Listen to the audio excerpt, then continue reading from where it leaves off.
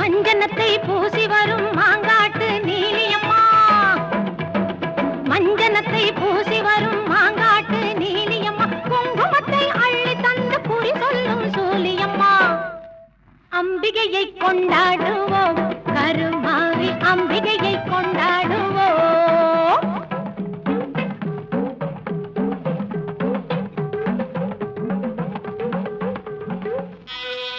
உன்னை நல்லூர் மாரியம்மா புகழை பாடுவோம்.